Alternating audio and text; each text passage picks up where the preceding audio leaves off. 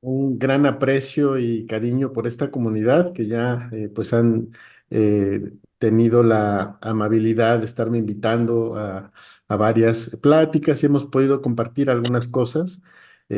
Cuando el padre Quesada amablemente me invitó de nuevo a dar una plática, justo pensaba que hablar sobre las formas de querer creo que puede ser una manera de iniciar buenas reflexiones el año, que siempre el cariño y las formas de vincularnos de maneras nutritivas, me parece que son eh, temas que nunca están de más, que podamos siempre reflexionar cosas bonitas.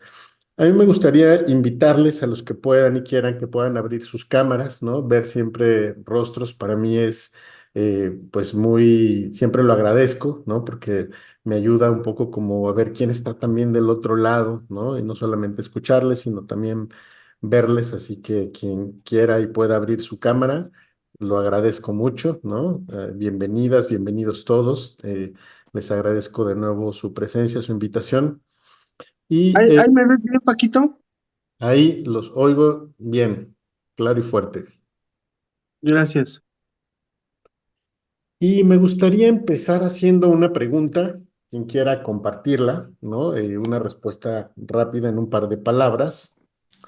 Me gustaría pedirles que piensen en un vínculo importante para ustedes. Puede ser su papá, su mamá, la pareja, el hijo, la hija, el perro, quien sea, ¿no? Un vínculo que sea afectivamente importante para ustedes. Y que piensen en dos emociones o dos experiencias emocionales que esa relación les hace sentir el día de hoy. Y quien quiera compartirlo, abra su micrófono y en un par de palabras, díganos, compártanos esa relación en la que están pensando, cómo les hace sentir.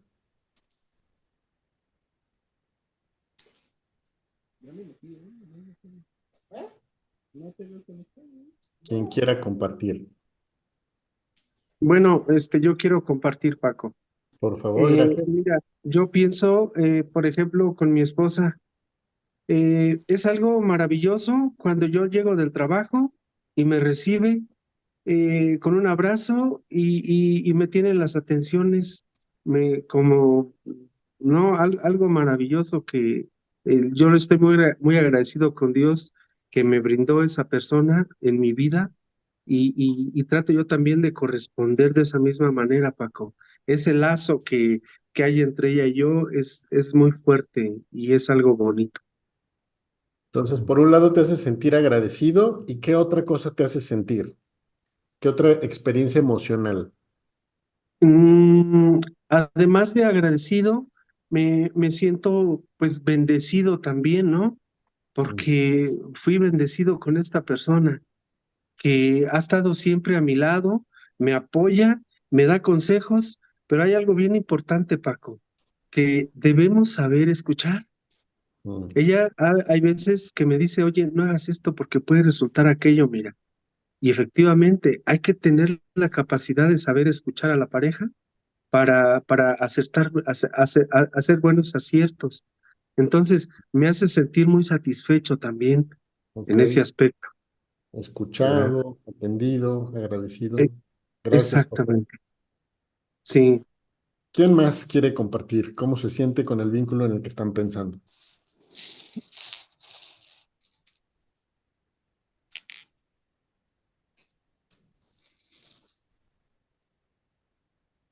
En mi caso, Ujú, muy agradecida con la relación con mi madre, ujú, agradecida también con Dios de darme la oportunidad de todavía tenerla a pesar de crisis de salud gracias a Dios ha podido superar. Entonces agradecerle a Dios y agradecerle a ella pues lo que ella nos pudo dar y la oportunidad de un poquito uno también retribuir aquello que en un momento pues ella nos atendía y ahora pues nos toca a los hijos atenderle. mm, Entonces eso es bonito efectivamente. que se vuelve ¿verdad? Que ya nos traía los alimentos, ahora se los damos, que mm, antes nos arropaba y ahora la arropamos y nos ayudaba a caminar y ahora le ayudamos a caminar. Entonces, todas esas cosas y acciones que el Señor nos permitió aprender y ahora las reaprendemos en una forma diferente. Ay, Mm.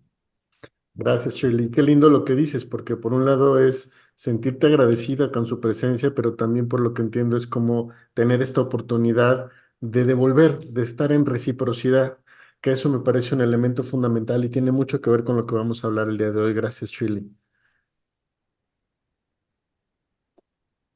¿Quién más nos quiere compartir un par de emociones? ¿Cómo se sienten con esta persona o este vínculo especial que tienen con alguien?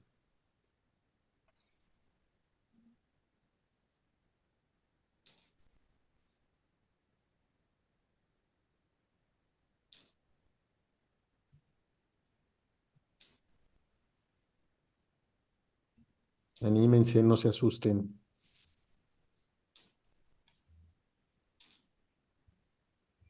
Bueno, en mi caso es mi esposo, ¿Mm? ¿verdad?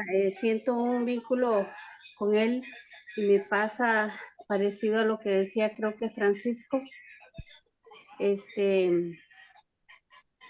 él considero que es un regalo que Dios a mí me ha dado y en él cada día yo agradezco a Dios por haberme dado a una persona tan especial y pues me muestro agradecida con él y con Dios por cada momento que se vive. Mm. Entonces, sí, así sería. Muchas gracias, man. Sentirte agradecida entonces también. ¿Alguna otra emoción que alguien quiera poner? Alguien que en ese vínculo se sienta escuchado, querido, querida, apapachado, comprendida, apreciado, apreciada.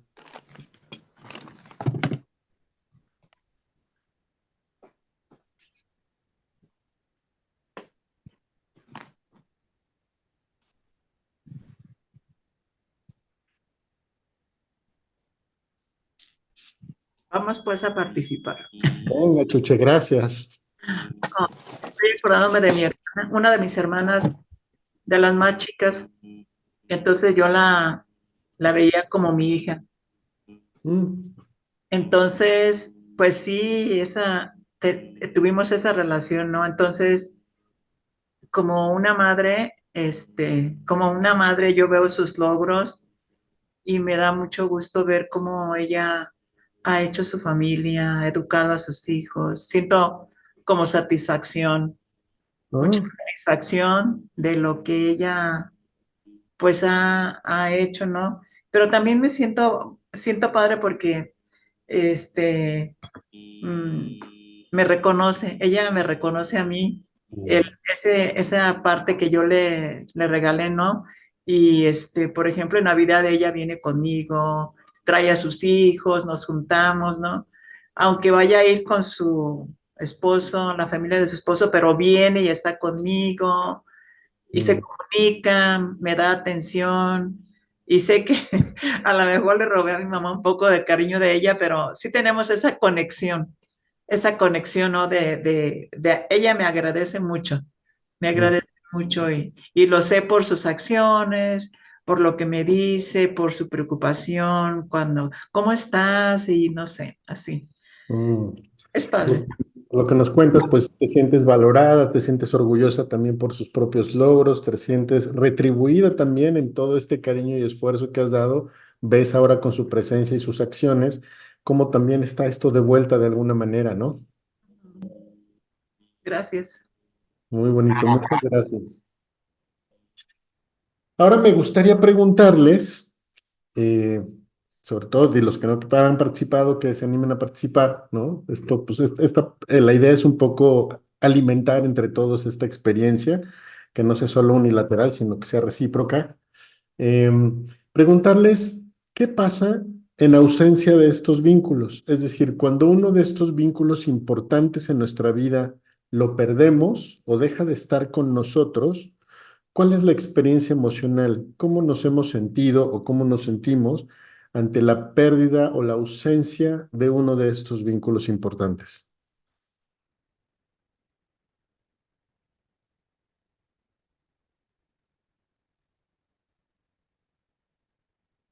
En su experiencia, ¿cómo ha sido cuando han perdido algún vínculo importante?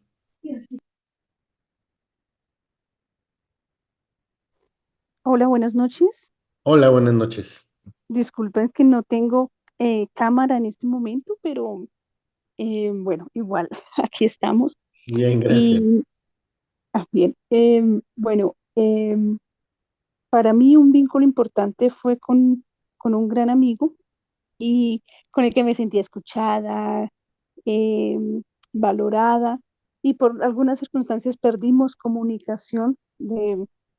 Entonces fue la tristeza de perder como ese vínculo y no era una muerte, ¿no? Entonces era como, no, yo sé que está, o sea, está, pero no está. Entonces, de una otra forma fue un momento hasta sentir como abandono, aunque yo no había recriminación porque eran circunstancias naturales que imposibilitaban la comunicación, pero fue sentir de una otra forma un abandono, una tristeza por y está la fe, la confianza, la comunión de la oración, pero se hacía como esa ausencia, ¿no? De a veces que se reconforta con la comunión de fe, pero a la vez está la falta de ese vínculo que se siente como una ausencia. Mm.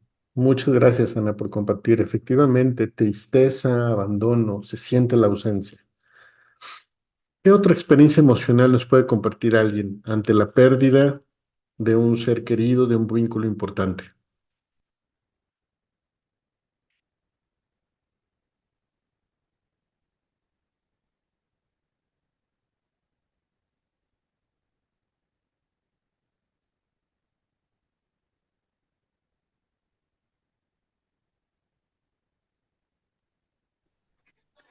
Bueno, nosotros el 31 perdimos bueno, Johnny a su mamá y yo a mi suegra. Ajá. Y pues am, pues un dolor bastante grande, ¿verdad? A veces pienso que tal vez egoísta porque sé que ella ahora está feliz y sé que ya no sufre, pero me queda donde digo que egoísta porque yo sé que ya ella no estará a mi lado, ya no me va a querer o eh, ya no va a estar ese apoyo, ese pilar ahí dándome consejos. eh, entonces sí se siente bastante la ausencia, ah, y pues sí siento que a veces es parte egoísta de nosotros porque yo me la imagino, el imaginarme la ella en el paraíso que Dios nos prometió no me consuela, pero sí me alivia un poco. Muchas gracias, María. Y fíjate, esto que dices me parece importantísimo reconocerlo. Aunque tengamos una certeza de lo que sucede después de la muerte, eso no nos consuela. Porque claro, lo que les pasa a ellos, a ellas, quién sabe, esperemos que sea la felicidad y que estén bien, ¿no? Eso lo esperamos. Pero lo que pasa de este lado con los que nos quedamos, efectivamente es dolor. Experimentamos esa ausencia. Yo no creo que sea egoísta, yo creo que es parte de la respuesta natural. Y ahorita vamos a ver por qué. Pero creo que reconocerla, reconocer esa pérdida, a mí me parece fundamental porque nos ayuda a entender justo cómo vamos construyendo estos vínculos y cómo no es lo mismo tener a alguien que no tenerlo. O haber construido un vínculo, cualquiera que este haya sido, que tiene un impacto en nuestra vida y después en algún momento perderlo. Aquí Virginia nos comparte en el chat, dice, a mi experiencia sería haber perdido a mi padre a los 7 años de edad y aún a mi edad a los 37. Lo necesito y lo extraño demasiado, es un dolor que no he podido superar. efectivamente, duele, hay dolor, hay tristeza, hay extrañamiento, hay un vacío, hay un hueco. Sí, eso nos pasa. Somos humanos de carne y hueso, todavía. Algún día a lo mejor seremos ángeles u otra cosa, pero hoy somos humanos aquí en la tierra. Y esa experiencia también es extraordinaria, porque gracias a que podemos entender y experimentar la aparición en nosotros del dolor, de la extrañeza, de la tristeza, podemos tener un punto de referencia y también de comparación de por qué un vínculo se vuelve tan importante. El día de hoy vamos a hablar un poquito. Quería arrancar con estas dos preguntas, por lo menos que las tuvieran como en un arranque de reflexión, porque lo que quiero es que no se vuelva un rollo solo teórico lo que voy a decir, sino que lo que piensen lo reflexionen desde su propia experiencia, ¿no? Estoy seguro que todos y todas que estamos aquí en este grupo, en este momento, hemos amado en algún momento, amamos y nos sentimos amados, nos hemos sentido amados y también hemos sentido la pérdida de alguien en algún momento de nuestra vida, sea un amigo, una amiga, como bien nos decían por ahí, no necesariamente de pérdida, ¿no? Puede ser que de pronto perdimos el vínculo con alguien, ¿no? Por diferente razón. A veces el cambiar de trabajo, a veces el perder una mascota, a veces estas circunstancias de cambio no pasan desapercibidas. Algo nos sucede ante la ausencia y ante la falta de ese vínculo. Y ese dolor, esa tristeza, esa ausencia es signo de salud relacional. Me preocuparía mucho que alguien perdiera un vínculo muy importante y diría, estoy como si nada. La vida sigue, no pasa nada. Eso me preocupa, porque ahí hay muchas cosas que hay que chambearle durísimo, porque está a dos rayitas de un proceso psicopático muy serio. El dolor, la tristeza, el extrañamiento, el vacío es una consecuencia en la pérdida de nuestros vínculos. Y eso habla de la capacidad que tenemos los seres humanos de construir vínculos. Y de eso vamos a hablar un poquito el día de hoy. Habrá una parte en la que me voy a poner un poquito técnico, espero me puedan seguir. Les pido que en cualquier momento, si hay alguna duda, me detengan y hacemos y tengan alguna pregunta, por supuesto. De todos modos, al final me gustaría dejar un pequeño espacio, unos minutos para preguntas y respuestas, pero si en algún momento a lo largo de la plática hay algo que es muy técnico y que quisieran de pronto ahondar un poquito, me detienen, me dicen, oye Paco, a ver, aclara un poquito más esto y con todo gusto lo hacemos. Voy a compartir una pequeña presentación con ustedes para ir viendo justamente este tema. Entonces,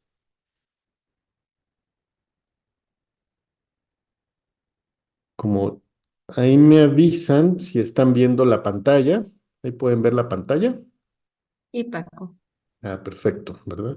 Entonces, vamos a hablar un poco de algo que el término técnico en psicología se llama sistema de apego.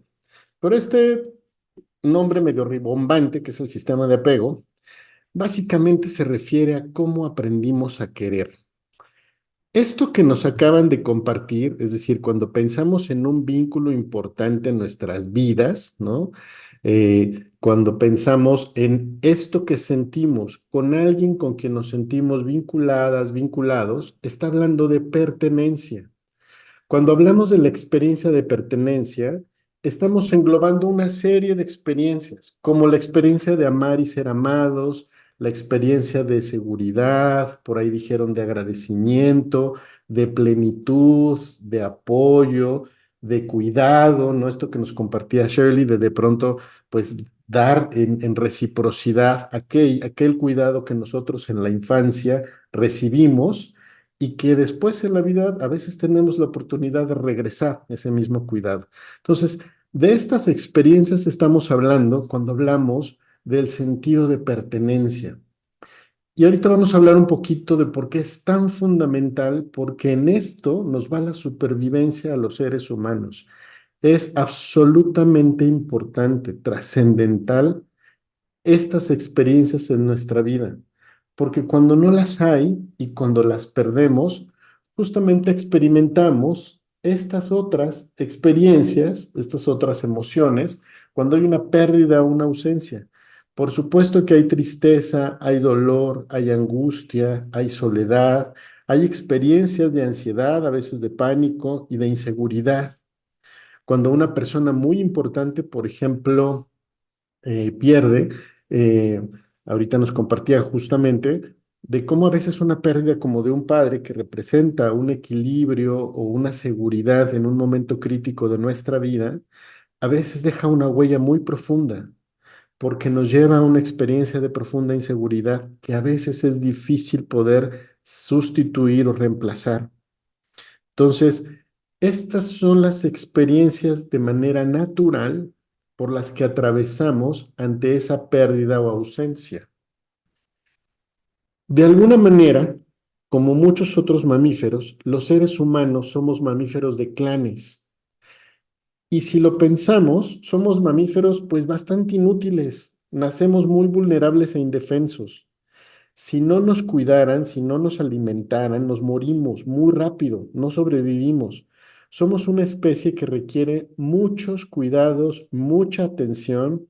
Requerimos no solamente ser alimentados y protegidos y cuidados, requerimos otras vinculaciones más sofisticadas. Necesitamos ser queridos, abrazados, apapachados, tocados. Necesitamos sentir la experiencia de seguridad. Y con el largo de los años, al pasar de los años, pues necesitamos más o menos una guía como de 20 años para medio hacerlo en la vida, ¿no? Desafortunadamente somos una especie de lento aprendizaje.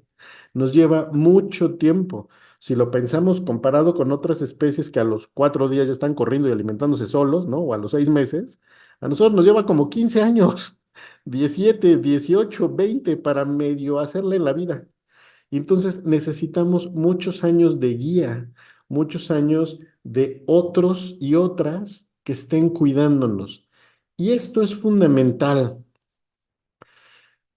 Hace algunos años, en la década de los 60, 70, un gran psicólogo, psicoanalista, que trabajó muchísimo en instituciones de orfanatos en la posguerra, un psicólogo británico, llamado John Bowlby, aunque no fue el primero en nombrar el sistema como apego, sí fue el primero en desarrollar una teoría muy clara, porque él, especialmente trabajando con niños que habían quedado huérfanos en la posguerra en Europa, empezó a darse cuenta los impactos que tenía y que no era lo mismo la orfandad a los 2 años que a los 6, que a los 8, que a los 14, que la desvinculación en un niño, en una niña chiquita, puede ser muy diferente a la desvinculación o a la pérdida en un adolescente o en un adulto. Y él empezó a darse cuenta cómo esto modificaba de manera muy importante la conducta. Él se dio cuenta que aquellos niños y niñas que tuvieron la experiencia de haber crecido en un hogar donde se sintieron queridos, queridas, apapachados y que después lo perdieron, tenían una conducta y una respuesta conductual diferente a aquellos niños y niñas que desde muy chiquitos perdieron a sus papás y a su hogar y que crecieron en ausencia de estos vínculos. Y estos fueron como los inicios, junto con muchos otros años de investigación y otras investigadoras e investigadores como Shirley Clowns, que trabajaron sobre el desarrollo de la teoría del apego. Pero es básicamente a John Bowlby a quien le debemos como esta reflexión y sobre todo la primera investigación de largo alcance para poder entender cómo los seres humanos aprendemos a construir vínculos. Y es fundamental que los seres aprendamos a construir vínculos porque de eso depende nuestra supervivencia. Hay algunos aspectos muy interesantes que hoy sabemos a partir de las neurociencias, ¿no? Modernas, sobre cómo el bebé genera los primeros entendimientos del lenguaje. El primer lenguaje que aprendemos los seres humanos es el lenguaje de gesticulación de la mamá. Cuando estamos pegados al pecho de mamá, y seguramente las que son mamás lo han vivido, cuando están amamantando al bebé y el bebé está volteando hacia arriba, hay un vínculo extraordinario. Y el bebé, la bebé sabe que está siendo no solo alimentada físicamente, sino emocional y espiritualmente, está siendo protegida. protegido, sentir los brazos de mamá, sentir los brazos de papá, y cuando el bebé, la bebé voltea hacia arriba y ve los gestos, las caras que hacemos, ese es el primer lenguaje que se apareja junto con otro más sofisticado que estamos empezando a entender también, que es el aspecto de las hormonas y las ferormonas. Como buenos mamíferos, los bebés, seguramente las mamás lo saben esto muy bien, cuando la mamá por algún rato tiene que dejar al bebé una tarde porque tiene que ir a hacer un encargo, una tarea, trabajo, lo que sea, ¿cuál es la recomendación que hacen las abuelas? Que le dejen al bebé ¿qué?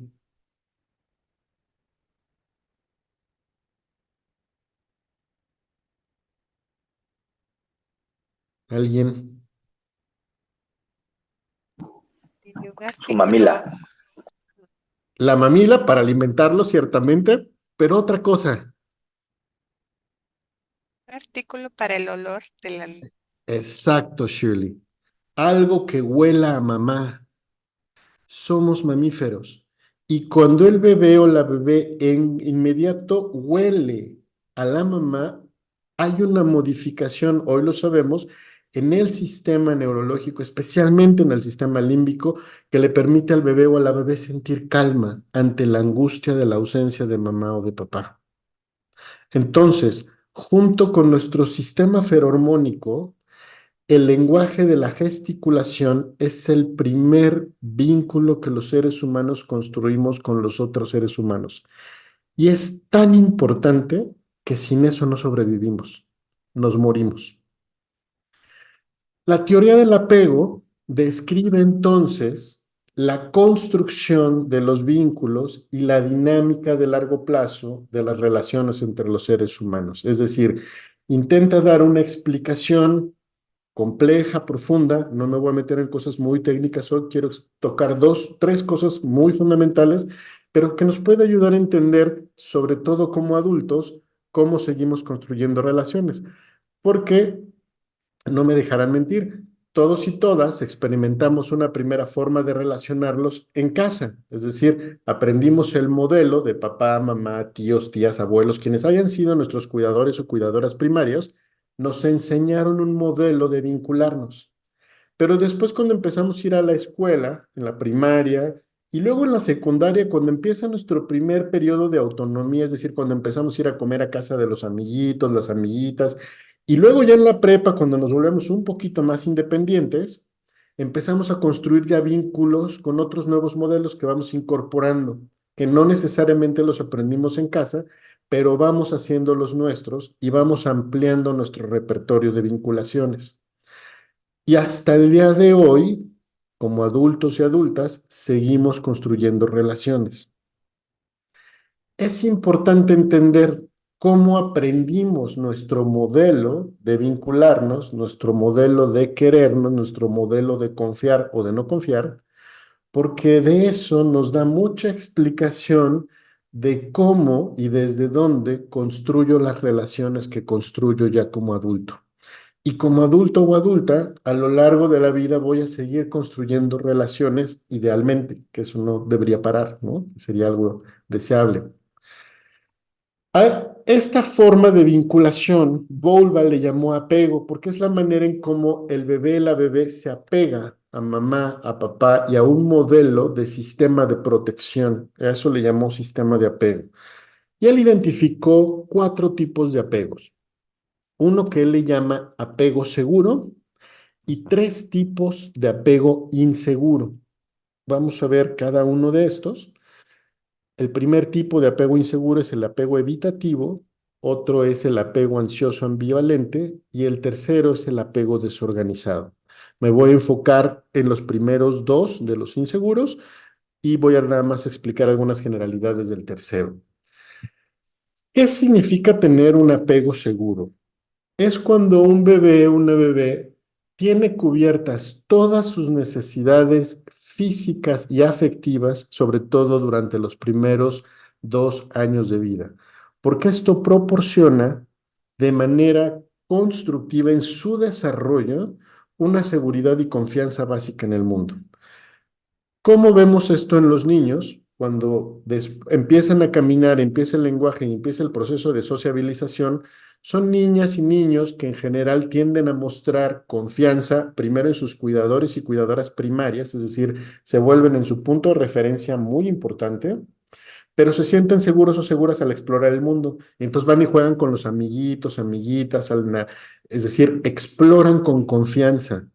Porque hay una confianza y seguridad interna gracias a que fueron cuidados. Esta experiencia lo que les enseña a los niños y niñas desde muy temprano es, el mundo es seguro y yo estoy aquí para cuidarte. Y esto se demuestra cuando el niño o la niña sale a explorar y cuando pasa algo inmediatamente regresa.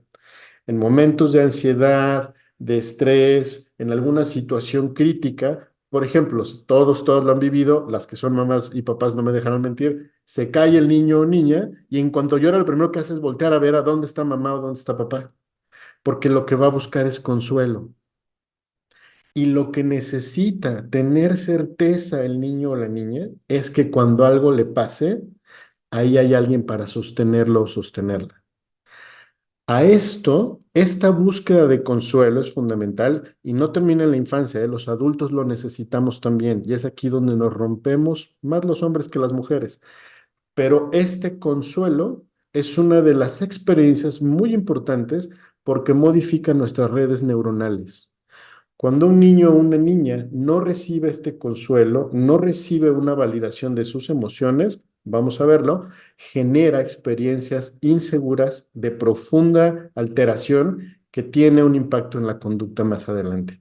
Entonces, el apego seguro, que sería como lo ideal, es cuando todas estas necesidades físicas, emocionales, afectivas, psicológicas están cubiertas y lo que construye la niña o el niño en sus primeros años es la experiencia personal de seguridad y confianza en su entorno primario, porque eso después se va a ir extendiendo. Esto es como el ideal. Ahora, como a casi nadie nos tocaron papás o mamás perfectos, ¿no? Sino nos tocaron papás y mamás con sus propias historias de apego, pues casi todos o todas atravesamos alguno de los siguientes tipos de apegos, que son apegos inseguros. El primer apego inseguro es el apego evitativo. Este apego sucede cuando todas las necesidades físicas fueron cubiertas, pero las afectivas fueron muy poco expresadas o no hubo retroalimentación afectiva. Es decir, papás o mamás o cuidadores o cuidadoras primarias que si bien atendían las necesidades de alimentación, de protección, de vestido, etcétera, cuando había una necesidad afectiva no había respuesta por parte de papá o de mamá. Y esto puede obedecer a un montón de cosas, desde papás o mamás muy ausentes porque están trabajando, desde papás o mamás o cuidadoras primarias con poca expresión afectividad, y entonces el niño o la niña no está recibiendo esta retribución que está necesitando desde lo afectivo, y entonces lo que aprende muy pronto el niño o la niña en el proceso adaptativo es, pues no hay, y entonces como no hay, entonces mejor no pido. Son niños y niñas que cuando empiezan a sociabilizar tienden a evitar la cercanía y la vinculación afectiva.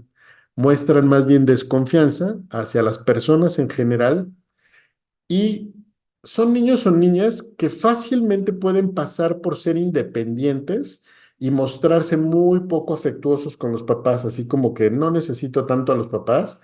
Y se crea una vinculación desde el otro lado, ¿no? De pronto hay papás que dicen, ah, no, mi hijo es bien independiente, ni me necesita, ¿no? Hace sus propias cosas y el niño tiene 6 años, ¿no? O 5. Y es como de, a ver, no, espérame. Un niño de 6 o 5 años no hace sus propias cosas. Algo está pasando que el niño aprendió pronto a hacer una separación afectiva. Y esto tiene un impacto importante en la relación adulta. Entonces, estos niños tienden a tener mucha dificultad cuando buscan y cuando necesitan apoyo emocional en momentos de estrés. Como en estos primeros 2 años, este sistema de apego, estoy hablando que se crea en la etapa preverbal, en los primeros 18 meses de vida, de los primeros 18 a 24 meses de vida. Es decir, es casi preverbal. Para cuando tenemos 2 años, 3 años, 4 años, nuestro sistema de apego ya está bastante formado. Entonces, como en esa etapa estos niños o niñas aprendieron a que no había afecto, el mecanismo de compensación fue disminuir la necesidad y es un proceso adaptativo neurobiológico. Y entonces aprenden a que no hay suficiente afecto, por tanto, reprimen la necesidad y la cierran. Esto tiene de fondo una creencia de el mundo no me puede dar lo que yo necesito, entonces mejor cierro la puerta. Esto ya se elabora mucho tiempo después, pero esta es la experiencia de sensación. Ujú. El segundo tipo de apego inseguro es a lo que llamamos apego ansioso ambivalente. Son cuando las necesidades físicas y de seguridad son proveídas por los cuidadores, cuidadoras primarias, por los padres, madres, pero hubo mucha inconsistencia en la retroalimentación afectiva. Es decir, a veces sí hay y a veces no. ¿A qué me refiero? De pronto el niño, la niña llora porque le da miedo a algo, ¿no? Pues acuérdense que estamos hablando de la etapa preverbal, el bebé no puede decir tengo miedo, me asusté, tengo angustia, me duele la panza, solo llora. El llanto es el mecanismo de avisarle al adulto de algo me está pasando. Entonces de pronto llora el niño o la niña y llega de pronto mamá corriendo, lo levanta, la levanta, lo apapacha, le dice una canción, le da besitos, lo que sea. Otro día, el niño o la niña vuelve a llorar y de pronto no llega nadie. Y otro día vuelve a llorar y llega un ratito el papá, y otro día vuelve a llorar y no vuelve a llegar nadie. Y entonces, cuando el niño o la niña empieza a ver que a veces hay y a veces no, entra en una angustia que se le llama sensación ambivalente, porque hay una sensación constante de inseguridad, porque a veces el llanto es consolado muy rápidamente y a veces el llanto no es atendido. Esta experiencia, lo que genera en los bebés, y hoy lo sabemos, ¿no? Gracias a muchos de los estudios de neurociencias actuales, genera una sensación de muerte. La experiencia que sufre el cerebro en el abandono de un bebé, porque claro, el bebé no tiene la capacidad racional para decir, ay, bueno, y seguro mi mamá fue a comprar el mandado y ahorita regresa. No, el niño solo siente la ausencia y es un hueco y el bebé o la bebé cree que se va a morir. Lo que hoy sabemos por los neurotransmisores y por los diferentes elementos bioquímicos a nivel cerebral es que lo que el cerebro experimenta es una experiencia casi de muerte y genera muchísima, muchísima angustia. A lo mejor algunos de ustedes que son como de mi generación o para arriba, fueron de la generación de estas creencias de déjalo llorar para que haga buenos pulmones. Eso creían mis papás, por ejemplo, ¿no? Que era malo cargar al niño o a la niña de chiquito porque entonces lo íbamos a malcriar.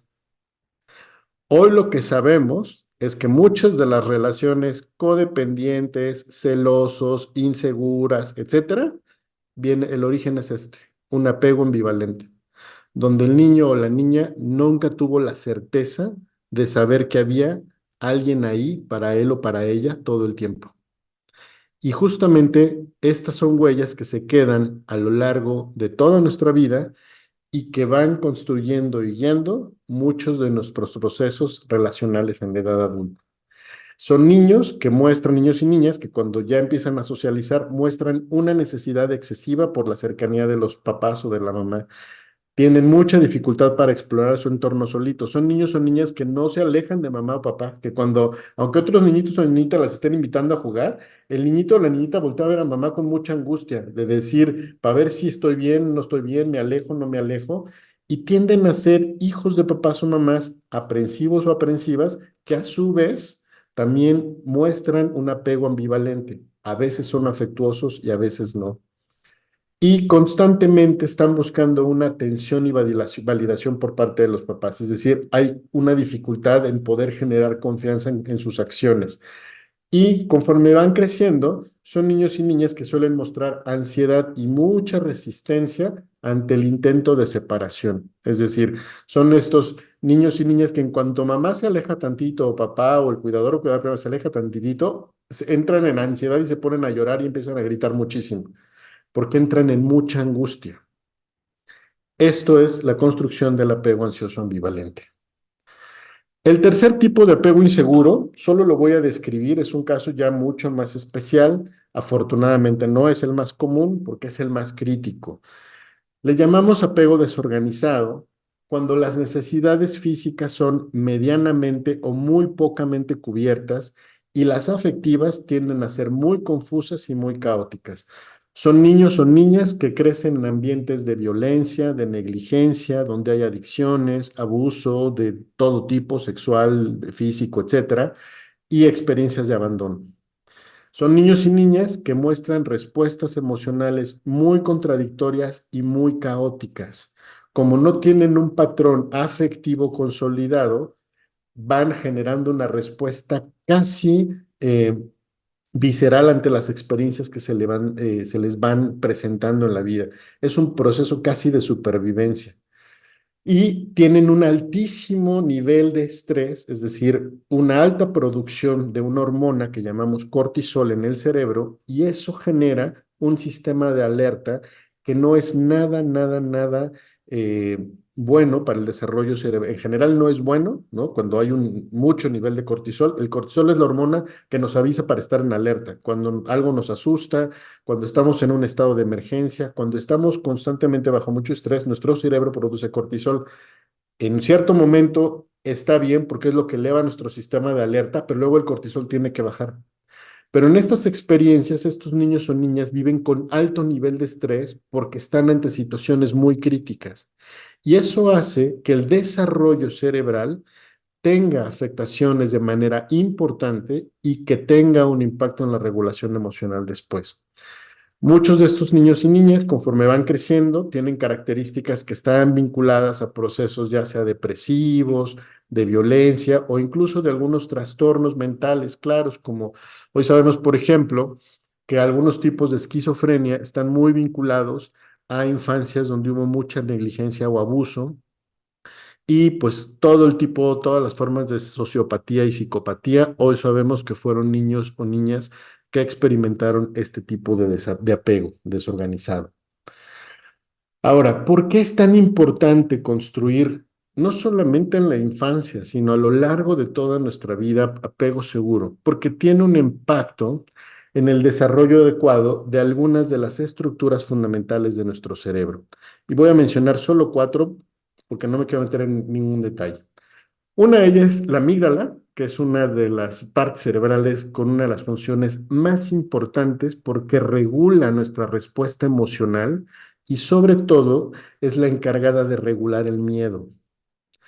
También tiene el apego seguro y sabemos que tiene un impacto muy importante en el hipocampo, otra de nuestras estructuras cerebrales sumamente importantes, porque es una estructura que tiene que ver con todo el proceso de memoria y aprendizaje.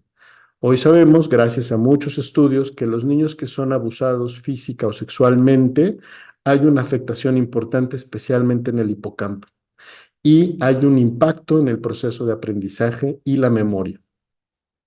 El apego seguro es la mejor forma también de permitir el mejor desarrollo de la corteza prefrontal, que también tiene que ver con la regulación emocional, que es la parte frontal, la parte que más tarda, además de madurar en nuestra vida.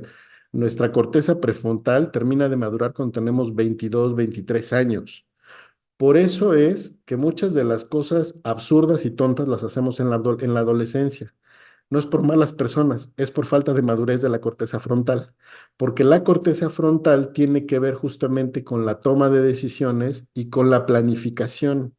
Entonces, como esta parte todavía no está lo suficientemente madura, sino hasta los 21, 22 años, pues las decisiones en la adolescencia a veces son muy absurdas, ¿no?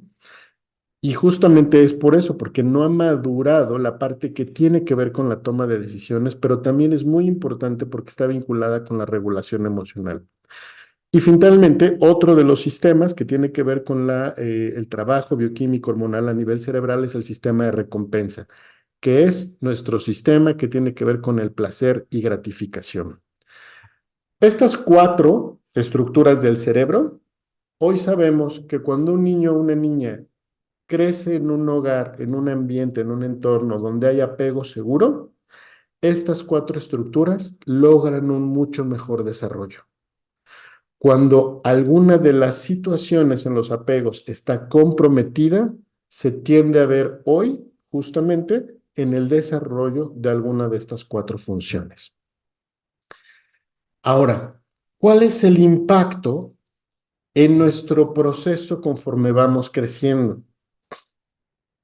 Y voy a poner solamente a utilizar los dos ejemplos más comunes, porque es lo que más nos toca ver en esta cultura, en México sobre todo, ¿no? En la cultura latina, pero muy vinculada a la cultura mexicana, porque no en toda Latinoamérica, sí hay culturas en Latinoamérica que hacen una gran diferenciación, especialmente con las culturas no machistas, pero las culturas machistas dejan clarísimamente dos tipos de apego, el evitativo y el ansioso ambivalente, ¿no? Hay un autor que me gustó mucho, que se llama Gaudencio Rodríguez, él ha trabajado mucho con paternidades en México, y él dice que si hay uno de los efectos que tiene el machismo en nuestro país, es que deja hambre de padre. Es decir, el efecto educativo en el apego ansioso ambivalente se debe con mucha frecuencia a papás poco afectivos, a hombres con poca capacidad de demostrar lo que sienten y poca capacidad comunicativa. Y por otro lado, sobre todo en las mujeres, genera una experiencia ansioso ambivalente porque no hay la validación emocional por parte del padre. La madre tiene su contribución también en estas dos, pero el padre juega un rol muy importante porque la ausencia de la expresión emocional tiene un impacto importante en la formación y en la experiencia y en la significación de las emociones. Conforme se va creciendo en la experiencia evitativa, los niños, las niñas aprenden un mensaje y el mensaje es: no hay para mí, el mundo no me ofrece lo suficiente, por tanto lo busco por mis propios medios, mejor me alejo. En la experiencia evitativa, el niño o la niña aprende que la distancia emocional es igual a seguridad. Y esto no debemos confundirlo con la personalidad introvertida. Pueden ser personalidades muy extrovertidas, es decir, muy amigueros, muy amigueras, ¿no? Pero no profundizan, nunca. Porque en el fondo no confían.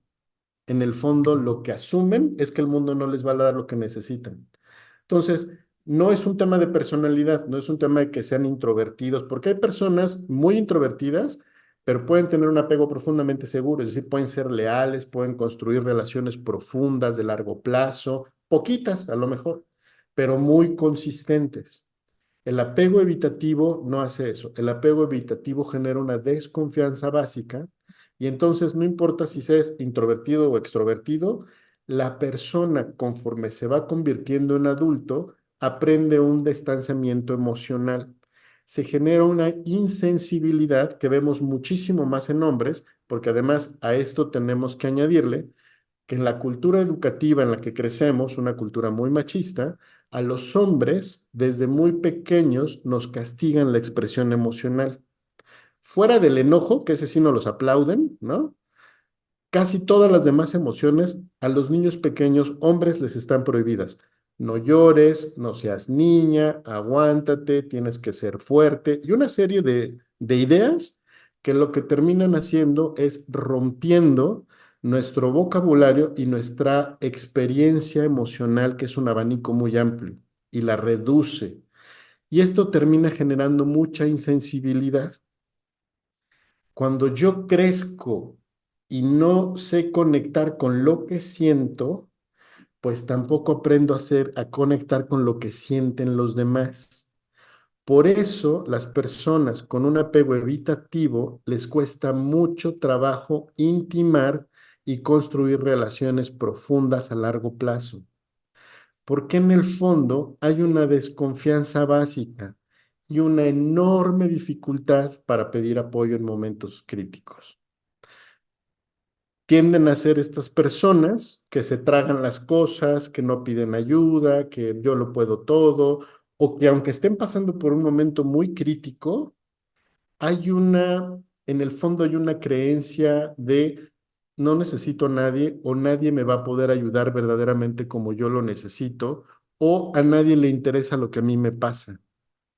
Y entonces invisibilizan lo que les pasa en su mundo emocional, le dan carpetazo y lo cierran. Ahora, cuando llegamos a la edad adulta con esta experiencia emocional, pues ya se imaginarán desde dónde construimos pareja.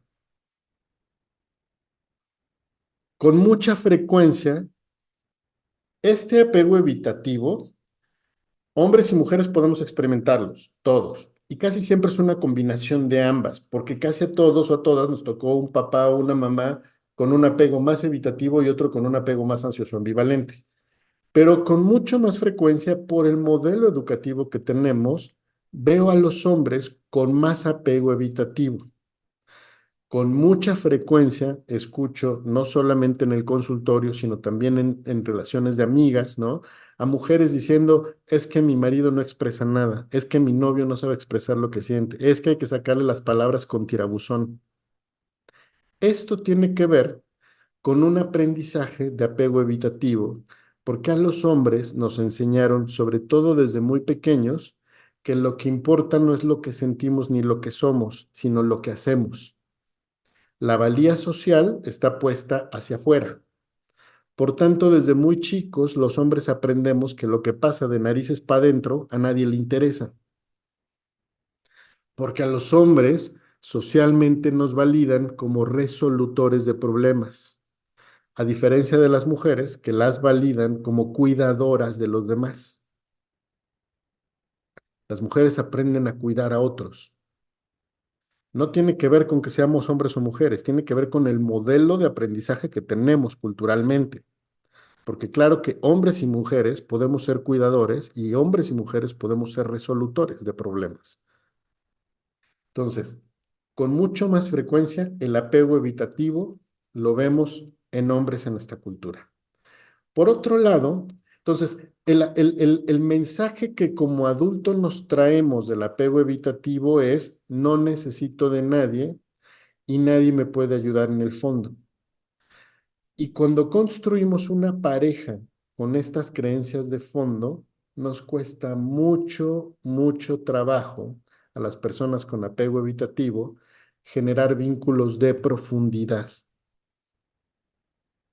Y como les decía, de nuevo no tiene que ver con una personalidad introvertida.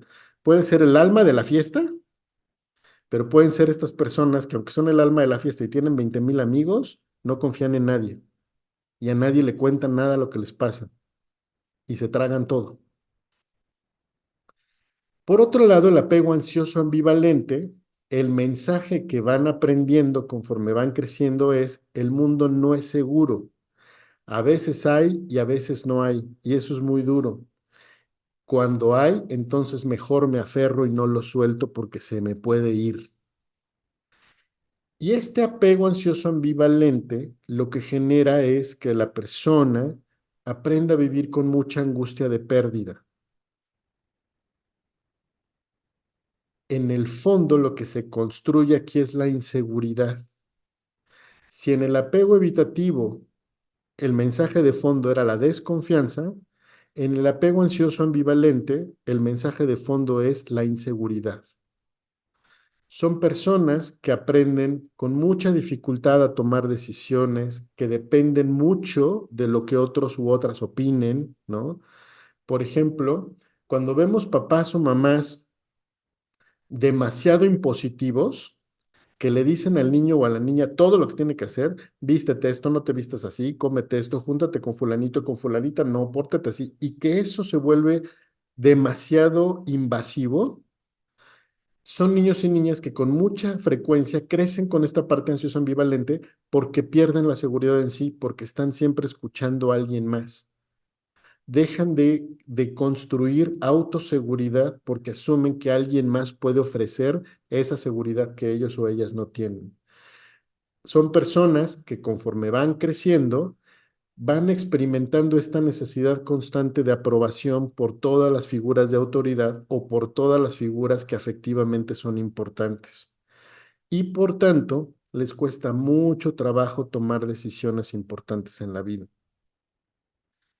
Cuando vemos experiencias de personas con celos, con codependencia o con suspicacia, son personas que construyeron el apego ansioso ambivalente. Acuérdense, los celos es una expresión de inseguridad. No, no hay celos buenos ni malos. Los celos no son buenos, nunca. Es una experiencia de inseguridad. Es una expresión de carencia.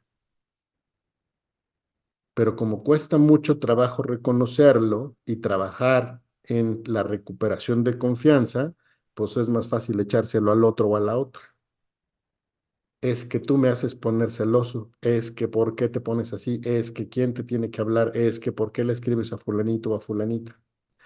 Esas experiencias tienen que ver con una inseguridad intrínseca que se fue construyendo a lo largo de los años y que terminan generando muchos procesos de codependencia. Es decir, donde hay una enorme dificultad en poder hacer una toma de decisiones personal y se confía de más en lo que dicen de afuera que en lo que yo puedo tomar decisiones para mí mismo. Son personas que con mucha frecuencia tienen suspicacias a los demás, tienden a ser catastrofistas. Es decir, si hay algún escenario difícil o un escenario catastrófico, una persona ansiosa ambivalente, ese es el escenario que se va a imaginar. Porque siempre hay el temor de la pérdida. Siempre viven con angustia ante la pérdida, mucha angustia ante la pérdida. La pérdida puede ser muy amenazante. Mientras que, por ejemplo, en las personas de apego evitativo, la pérdida se vive como distante, como indiferente. Los ansiosos ambivalentes lo viven con muchísima angustia, la pérdida. Ahora, en este sentido, estas dos formas de apego, casi todos o todas tuvimos una combinación en la construcción, digo, al menos que les hayan tocado papás y mamás muy procesados o procesadas en terapia, o papás Montessori, o muy espirituales con una gran guía, esto no sucede y entonces tuvieron apego seguro. Pero casi a la mayoría no nos tocaron esos papás. Entonces, todos y todas tenemos alguna factura de un poco de estas dos. ¿Y dónde se ponen más esto? En nuestras relaciones de adultos, de manera muy particular en nuestras relaciones de pareja. Ahí es donde se vuelven a magnificar nuestras heridas de infancia, donde surgen justamente estos modelos de nuevo y donde necesito poner especial atención para hacer un proceso de cambio. Esa es la belleza quizás de la experiencia humana, que no somos seres terminados, somos obras de arte en proceso, como decía uno de mis maestros. Podemos siempre transformar toda nuestra experiencia. No importa cómo haya sido nuestra infancia, no importa cuántas cosas difíciles tuvimos que pasar todos y todas, siempre es posible resignificar nuestra experiencia. Siempre es posible hacer una mejor versión cuando yo logro entender cuáles son mis miedos, cuáles son mis lados donde yo cojeo.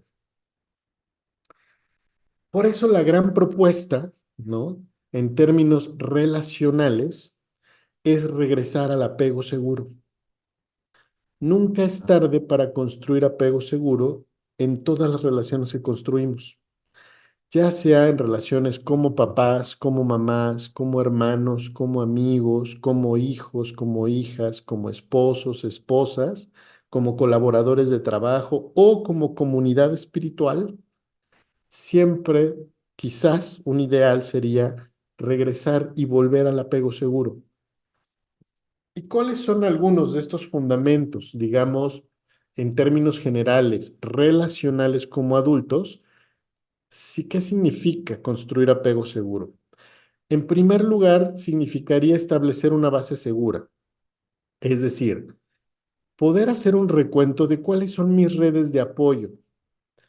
Y eso implica un ejercicio de honestidad de decir, a ver, si yo ahorita tuviera una necesidad de veras profunda, levanto el teléfono y le hablo a quién, con quién cuento, Esas son mis redes de apoyo. Mis redes de apoyo son aquellas personas con las que he construido un vínculo lo suficientemente sólido y profundo para poder echar mano en un momento, en una situación difícil. Pero no solamente es darme cuenta cuáles son las redes de apoyo con las que yo cuento, sino yo también cuándo y cómo soy una base seguro para otros, para otras. Cómo yo también me construyo como red de apoyo para otros en necesidad. Esto es muy importante porque como lo decía al principio de la plática, los seres humanos somos mamíferos de clan.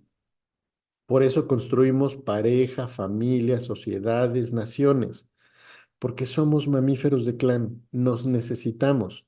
Yo creo que si hubo un gran recordatorio que nos vino a hacer la pandemia, son dos cosas, que los seres humanos somos frágiles y que los seres humanos necesitamos a los otros. El aislamiento nos puso muy malitos y malitas a todos.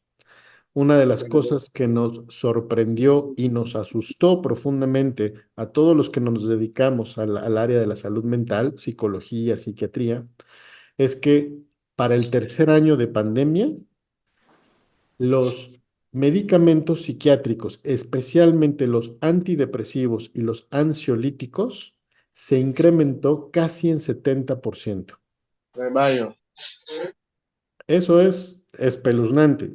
Es decir, la población mundial incrementó su consumo de antidepresivos y ansiolíticos casi en un 70% al tercer año después de la pandemia. Eso solo fue evidencia de que el aislamiento va contra nuestra naturaleza. Somos seres gregarios, nos necesitamos y nos necesitamos cerca. Por eso es importante hacer una evaluación personal de quiénes son mi base segura, pero también de yo quién soy como base segura para otros y para otras. ¿Me siguen hasta aquí? El segundo aspecto importante del apego seguro en la construcción de mis relaciones es cómo es mi sensibilidad cuando respondo ante las necesidades de otros. Y aquí es muy importante dos cosas.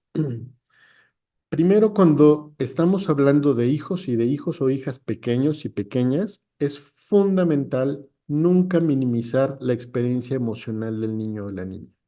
Es decir, respuestas como, ay, levántate, no te pasó nada, ¿por qué lloras? ¿O por qué haces tanto drama si esto no fue para tanto?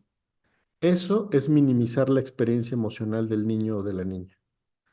Lo que necesitamos es validar lo que le está pasando y ofrecer consuelo, pero también lo necesitamos como adultos. Por ejemplo, uno de los aspectos que a mí me preocupan en los últimos años, yo he trabajado mucho con masculinidades, trabajo con grupos de hombres, dirijo grupos de hombres, y una de las cosas que luego, eh, cuando les pregunto, por ejemplo, una pregunta muy común que hago en los grupos de hombres es, ¿quiénes de aquí juegan fútbol? ¿No? Y ya pues, casi todos levantan la mano, ¿no? ¿Les gusta o juegan fútbol? Y cuando les digo, ¿qué pasa cuál es nuestra primera respuesta cuando alguien se cae o alguien le pegan y se tira al piso? Y casi los comentarios de inmediato es, ah, ya levántate, no seas niña, no seas nena, no sé qué. Es decir, en automático hacemos una anulación del dolor del otro. Y lo que necesitamos recuperar es la sensibilidad ante el dolor del otro. Cuando a un niño o una niña le pasa algo, hay que escucharle, pero también cuando a nuestro mejor amigo, amiga, comadre, compadre, papá o mamá, no importa cuán adultos sean, les pasa algo, hay que escucharles. Eso significa ser base segura para otros, no minimizar la experiencia emocional de los demás. Esto tiene que ver con la sensibilidad y con la reconstrucción de sensibilidad, porque esto tiene un impacto directo en la confianza en nuestros vínculos importantes. Tercer punto importante del apego seguro. Tengo que revisar cuál es mi regulación emocional personal. Es decir, tengo que hacer un ejercicio de honestidad para saber cuál es mi parte más débil en lo emocional. Por ejemplo, con mucha frecuencia, de nuevo, por el modelo educativo que recibimos en culturas como la mexicana, los hombres tenemos muy desregulado el enojo, porque desde chiquitos fue lo que nos enseñaron. Y entonces, si tengo hambre, me enojo, si no me salen las cosas, me enojo, si el coche se descompone, me enojo, si no obtuve lo que quise, me enojo, y todo lo filtro a través del enojo. Y con frecuencia los hombres tendemos a enojarnos por lo que sea. Y peor aún, las mujeres luego dicen, ay, bueno, ya sabes cómo es tu papá, déjalo tantito que se le pase. Y entonces lo que hacemos es no hacernos responsables de nuestra regulación emocional. Los hombres con el enojo, por ejemplo, ¿no? Pero las mujeres con otras cosas también. Todos y todas tenemos algún lugar de desregulación emocional. Y lo que necesitamos aprender es hacernos cargo de eso, no que los otros se hagan cargo o que toleren nuestras insensibilidades o nuestra falta de regulación emocional. Sí tengo que aprenderme a hacer cargo de tener una buena regulación si quiero ser base segura para otros.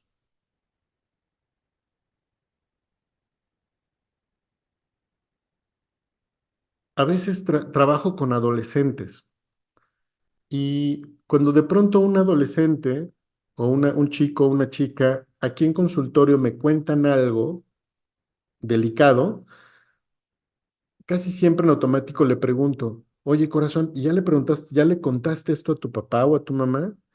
Y cuando yo oigo la respuesta de no, les pregunto por qué. Con mucha frecuencia lo que escucho no es que mi papá se va a enojar. Uy, no es que mi mamá me mata si le digo esto. Y lo que yo oigo detrás de eso es que el adolescente lo que le tiene miedo es a la desregulación emocional de los adultos. Pues claro, si el papá o la mamá monta en cólera y no es capaz de regularse, pues de menso, de mensa le cuento. Pero entonces, ojo, porque allí es donde tenemos que reflexionar los adultos, cómo construimos confianza. Si yo no muestro y no doy vistas de que soy capaz de regularme emocionalmente, tampoco estoy abonando a la confianza en mis vínculos más importantes. Y este es un tema que habrá que revisar, que hay que irse a la almohada y reflexionarlo y platicarlo, porque eso implica dar cuenta de cuáles son mis recursos o mis faltas de recursos para poder ofrecer un campo más seguro a aquellos y aquellas que están emocionalmente más cerca de mí. Siguiente punto, fundamental, complejo y profundo, pero hay que chambearlo. Procurar una comunicación efectiva, afectiva y asertiva.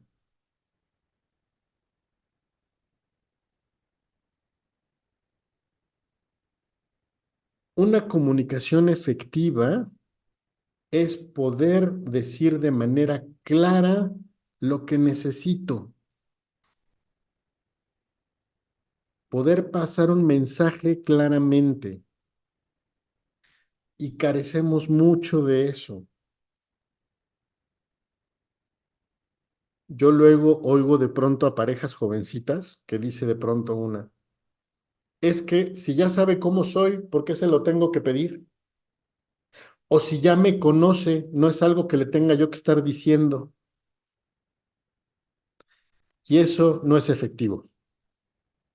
Eso es pensar que el otro tiene o la otra tiene una bola mágica que puede adivinar lo que yo pienso, creo o siento. Eso no es ser efectivo.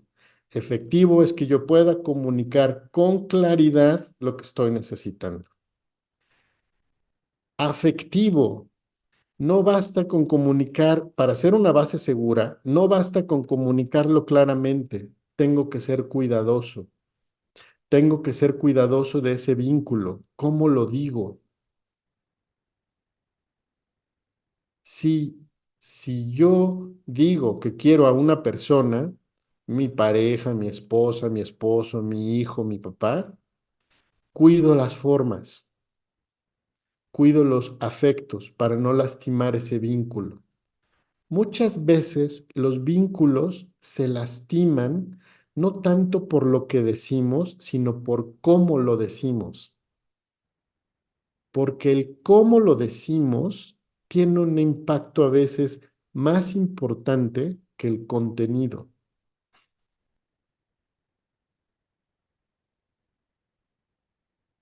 Y tenemos que ser asertivos en nuestra comunicación. ¿Qué significa ser asertivos cuando hablamos de las emociones? Significa poder reconocer lo que yo siento y me pasa y poder revelarlo en relación con la situación. Hace algún año, año y medio, me acuerdo, hace un par de años que dimos una plática sobre adolescentes, di el ejemplo un poco de la comunicación asertiva, si mal no recuerdo, en alguno de los talleres aquí en la comunidad. Pero para recordar, yo soy asertivo cuando hago una diferencia entre la comunicación acusativa y la asertiva. La acusativa, que es la que más aprendimos todas y todos, es que no hiciste lo que te pedí, es que mira el reguero que dejaste en tu cuarto, es que siempre pierdes las llaves, es que nunca me haces caso. Eso es comunicación acusativa. La comunicación asertiva es poderle comunicar a la otra persona lo que a mí me pasa con eso que ella hace. Es decir, no es lo mismo decirle al hijo o la hija, mira nomás cómo dejaste tu cuarto un reguero como siempre, que es esa comunicación acusativa, a decir, mira hijo, mira hija, me doy cuenta que me siento muy frustrada de que le dedico un buen tiempo al quehacer de la casa y no me siento valorada, porque tú dejas un tiradero y me da la sensación de que no aprecias lo que yo hago. ¿Se dan cuenta la diferencia? En una yo pongo el dedo, en la comunicación acusativa yo pongo el dedo en lo que el otro o la otra hace. En la comunicación asertiva yo revelo lo que a mí me pasa emocionalmente con lo que el otro hace. Es una diferencia enorme. Cuando el hijo o la hija viene y me dice, reprobé matemáticas, mamá, y entonces viene una retahíla de, es que eres un burro, Eso es comunicación acusativa y la comunicación acusativa nunca sirve. Porque en la comunicación acusativa la otra persona siempre, siempre se siente atacada. Y ante un ataque, nuestra primera respuesta es defenderme. Y cuando se trata de los hijos, la primera defensa es, me cierro. Y ya no oigo. Y entonces me insensibilizo, pues le doy el avión a mis papás, digo que sí, pero me cierro. Eso es lo que provoca la comunicación acusativa. Y lo mismo en la pareja. Es que nunca me escuchas cuando te pido algo. No es lo mismo decir nunca me escuchas cuando te pido algo a decir no me siento escuchado o me siento desatendida. Casi parece lo mismo, pero en una el enfoque está en lo que la otra persona hace y en la comunicación asertiva está en lo que yo siento. La comunicación asertiva requiere que yo revele lo que yo siento con lo que la otra persona hace, porque solo así se puede generar una conciencia que esa acción que está haciendo la otra persona tiene un impacto en mí.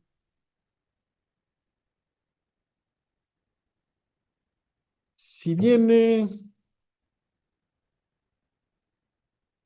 si me entero que mi hermano está metido en drogas y lo único que le empiezo a decir es que no inventes, ¿cómo crees? ¿Qué te pasa? Esa es la manera en la que le respondes a mis papás, o mira nada más, ¿qué vas a hacer con tu vida? Todo ese choro se va a la basura, porque es comunicación acusativa. Yo tendría que revelarle a mi hermano lo que a mí me pasa, lo que yo siento ante la noticia de que mi hermano está en drogas. Y puedo decir, me siento muy triste, me siento decepcionado, me siento muy preocupado por esto que te está pasando. No entiendo por qué lo estás haciendo, pero quiero ver de qué manera puedo estar para ti. Eso es ser asertivo. ¿Sí queda clara la diferencia? La asertividad requiere de nuestra responsabilidad afectiva porque yo tengo que reconocer en primer lugar lo que a mí me pasa emocionalmente ante esa situación. Esto es un tema, ¿eh? Es un enorme tema, la comunicación asertiva, pero es algo con lo que tenemos que trabajar si queremos ofrecer en nuestras relaciones un apego seguro. Punto siguiente, el enriquecimiento personal y en pareja o en cualquier vínculo que construyamos es importante. ¿Qué significa esto? Que conforme vamos creciendo y construyendo vínculos, sea que se trate de un grupo de amigos o de amigas, sea que se trate de una pareja, sea que se trate del vínculo de padres o de hijos, la novedad, lo que enriquece a mi persona, también va a traer enriquecimiento a la relación. Si yo dejo de crecer, si yo dejo de aprender cosas nuevas, si yo dejo de experimentar, si yo dejo de tener proyectos en lo personal, es muy probable que lo que traiga a la relación, sea cual sea aburrimiento y la relación se estanca. Entonces, si hay un tema de cómo me mantengo en enriquecimiento, no solo para mí, sino porque esto que yo hago conmigo va a traer un enriquecimiento también al vínculo que estoy formando, sea como papá, sea como hijo, sea como, ¿no? Porque ahí entra también la congruencia. Por ejemplo, a veces oigo papás decirle a sus hijos, ¿no? Exigir que hagan ejercicio cuando el papá no hace ejercicio, por ejemplo, ¿no? Es decir, bueno, pues si no haces ejercicio, ¿qué otra cosa de enriquecimiento sí estás haciendo de tal manera que tu hijo vea un ejemplo en la novedad y en el moverse hacia? Pues porque si no es incongruente, es un doble mensaje. Te digo, te exijo como papá, pues lo que yo no hago, ¿no? Entonces, por eso el enriquecimiento, el crecimiento personal, sí es un tema que termina generando beneficios, enriquecimiento a nuestros vínculos importantes. Y finalmente, yo diría no finalmente, es solo un resumito porque podríamos aventarnos un montón de otras cosas, pero uno que me parece importante es la consistencia. Ser consistentes en nuestros vínculos da como resultado confiabilidad. Para que yo me convierta en una base segura, en una red de apoyo para otras personas, debo ser consistente en ese vínculo. Y claro, hay vínculos que nos es mucho más fácil ser consistentes, como los hijos, la pareja, nuestra familia nuclear, papás, mamás, pero hay otros vínculos que son importantes y se vuelven muy importantes a lo largo de la vida, por ejemplo, los amigos y amigas. Yo siempre digo que los amigos y amigas son la otra familia que vamos escogiendo en la vida y se vuelven a veces muy importantes y a veces más importantes que la familia sanguínea. Y esos vínculos hay que cuidarlos y hay que ser también consistentes en esos vínculos. Por ejemplo, una comunidad espiritual como esta que tienen, que me parece una comunidad muy linda, es también la consistencia de un vínculo. Es cuidar de alguna manera cómo procuro yo cómo soy consistente para con esta comunidad, cómo retribuyo, cómo alimento, cómo participo. Tiene que ver con esto que yo traigo como enriquecimiento y me permite mantener una consistencia de tal forma que yo pueda ser también una base segura para otros, pero también me permite a mí identificar en ese campo cercano quiénes pueden ser base segura y referente para mí. Ujú.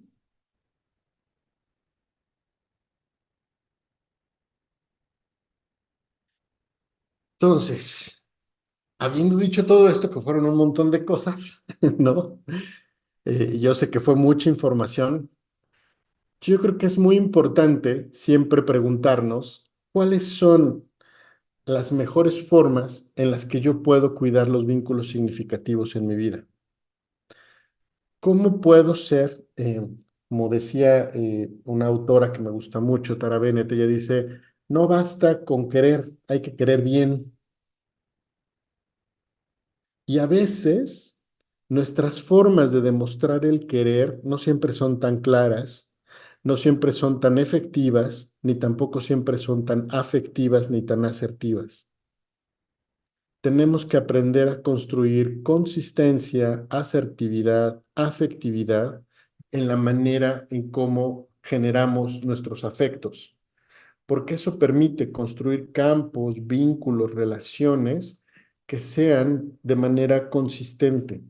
Cuando hablamos de niños chiquitos y chiquitas, es muy importante, muy, muy importante que un niño, que una niña crezca en un hogar con consistencia afectiva, con cercanía, con confianza, con seguridad, le va a permitir, sin duda alguna, abrir muchas puertas en la vida, porque irá a explorar el mundo en su infancia, en su adolescencia y en su etapa adulta con mucho más confianza que si hay una construcción solo de un apego evitativo o solo de un apego ansioso ambivalente.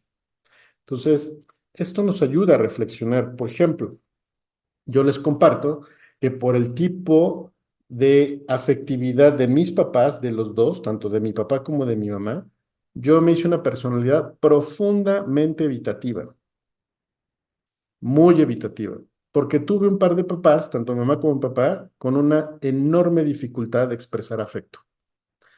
De hecho, gracias a mis propios procesos terapéuticos, yo les enseñé un poco a mis papás a volverse un poco más afectivos, ¿no? Como por ejemplo, a mis 22, 23, recuerdo que esa fue una petición de una de mis terapeutas. Una de mis terapeutas me dijo, estábamos trabajando la relación con papá, me dijo, deberías empezar a saludar a tu papá de beso. Cuando me dijo eso, yo me acuerdo que se me descuadró la cara y yo dije, así como, ¿cómo? ¿Qué me estás pidiendo? Como, ¿por qué voy a saludar de beso a un hombre que en su vida me ha dado un abrazo? Bueno, si ciertamente fue para mí un trabajo monumental, debo reconocer que mi papá tuvo la humildad y el cariño suficiente como para aceptarlo y responder.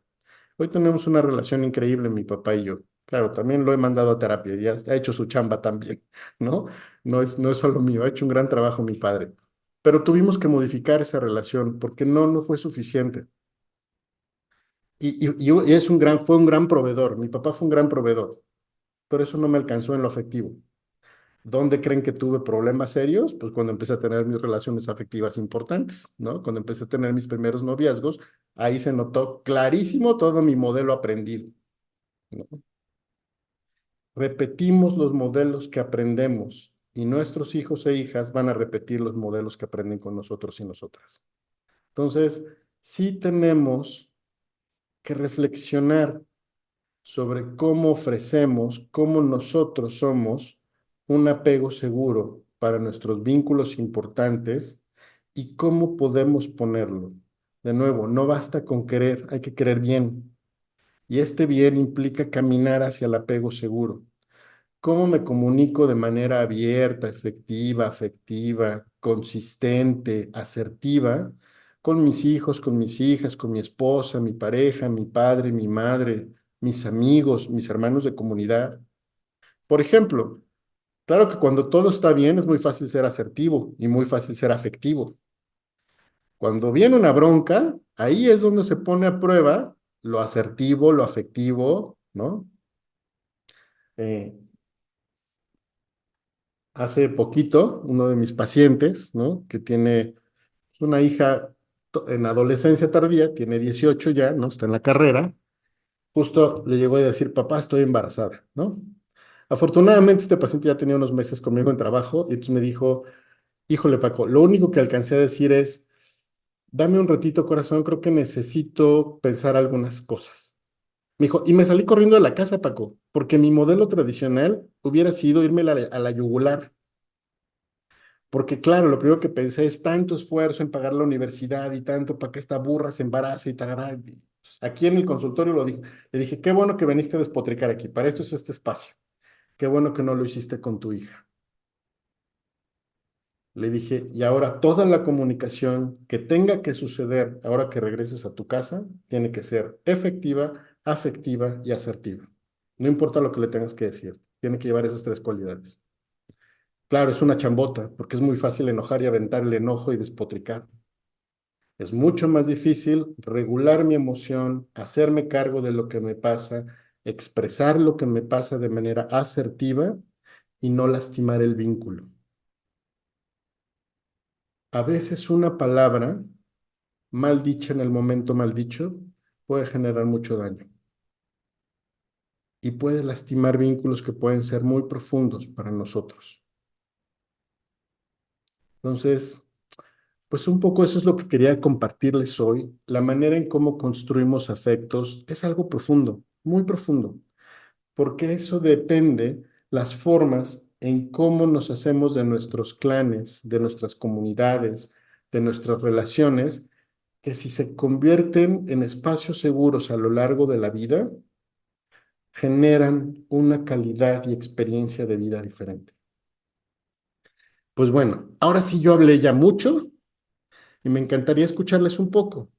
¿Qué piensan? ¿Qué les hizo reflexionar? ¿Con qué cosas se quedan? Si hay alguna duda, si hay alguna pregunta, alguna situación, con todo gusto, si puedo responderla, con mucho gusto.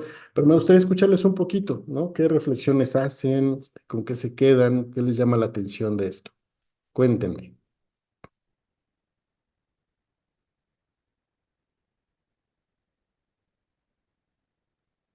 Personalmente quisiera agradecer toda esta, más que una explicación, este desarrollo de esa vivencia. Y me gusta mucho que no solamente se habló de las formas de apego, o que yo ignoraba que había de tantas maneras. eh, Me gustó mucho que no solo se queda como en la problemática o lo que pasa o las consecuencias o como en lo negativo de lo que vivimos, que creo que todos tenemos una gran dosis de, de apegos que no son sanos, ¿no?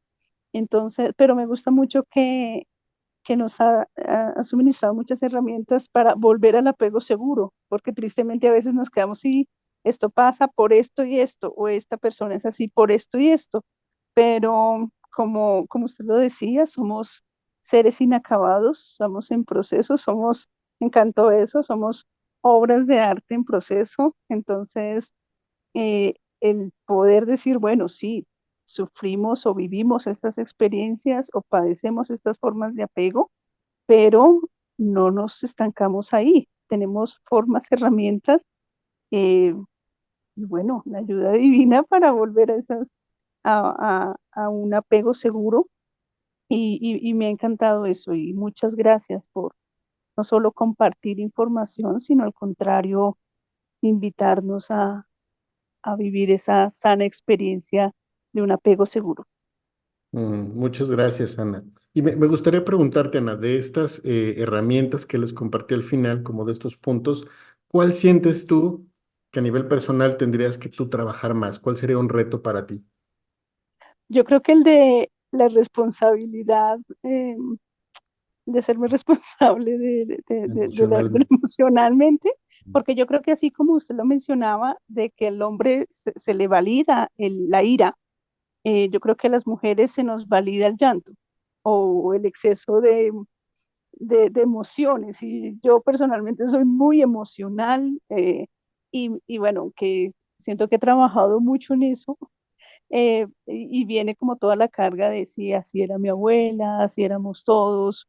Creo que la parte de la regulación emocional, eso creo que la he trabajado, pero me invita mucho en esa parte, sobre todo al unirlo a esa parte del apego seguro, ¿no? Entonces, esa creo que me llama. Y igualmente, sí, la parte de comunicación, creo que para mí siempre era como que efectiva y afectiva, pero el plus de asertivo me pareció no solo interesante, sino necesario. Mm. Muchas gracias, Ana. Gracias por compartirlo. Qué linda, muchas gracias. ¿Quién más?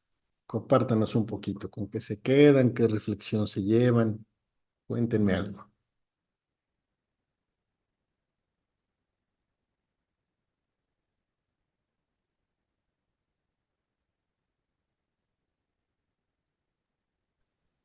Para mí lo importante, muy importante, fue o me hizo meditar efectivamente lo que acaban de mencionar, es que ese enfoque de esperanza que se puede cambiar, que, bueno, no se tuvo al inicio o no sé, o no fue lo mejor o pudo haber sido mejor, pero bueno, ahora tenemos posibilidad de reconocer que lo podemos hacer mejor y que si estamos reaccionando ante algo que no fue lo ideal, pues no fue, no es buscar un culpable o una justificación, sino más bien resolver y asumir y tratar de ser mejor para el bien nuestro y de, de- de los demás. Eso, después, esto también me conecta o a que los demás también, por lo menos particularmente, me, s- me siento como si fuese hacia mí, digamos, en vez de,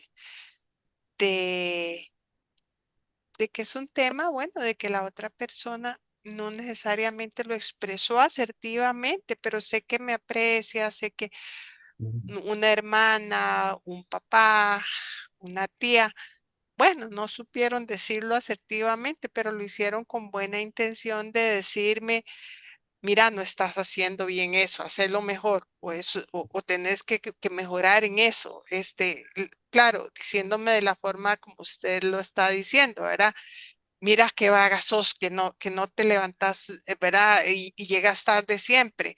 O que no tenés cuidado en esto, o no sos capaz de mantener un horario y respetarlo. Entonces, en vez de decir, "Ah, yo pienso que sería mejor si te hace el esfuerzo y respeta un horario". Ok, sí, ¿verdad? Tal vez, efectivamente, hay algunos elementos que reconozco, pero somos muy dados a en vez de decirlo, yo sé que la intención es buena, pero no con no, la forma no fue nada buena. Y entonces uno efectivamente lo primero que hace es defenderse. Bueno, es de ahí porque me acosté anoche muy tarde, por eso me levanté muy tarde y por eso llegué tarde. Pero entonces uno mismo es como el círculo vicioso, entonces, de la forma en que uno responde, que entonces, bueno, pero no me tienes que hablar así. Entonces, el círculo vicioso de una comunicación que en vez de ser, bueno, usted usa la palabra asertiva, yo diría de un enfoque desde el punto de vista positivo, buscando, ¿verdad? Lograr eso y armonioso y más en paz, crea como ese ambiente alterado y ansioso y de señalamiento. Y entonces, eh, todo eso, bueno, yo lo hice muy largo. La idea era de que simplemente no sentirse uno atacado, sino más bien reconocer, rescatar el mensaje desde lo positivo que uno puede tomar sin sentirse acusado o sentirse uno, para tampoco cuidarse uno también.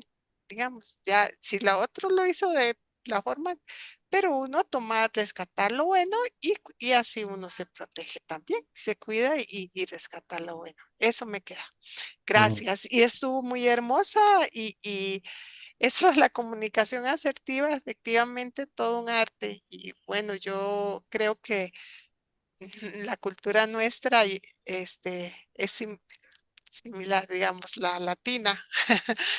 Todos somos más o menos en esa línea y como lo decía la compañera, donde las mujeres con nuestros temas y los hombres con los temas y que en alguna forma nosotros mismos seguimos aprobándolo con eso inconscientemente o reafirmando eso mismo que, que criticamos o cuestionamos.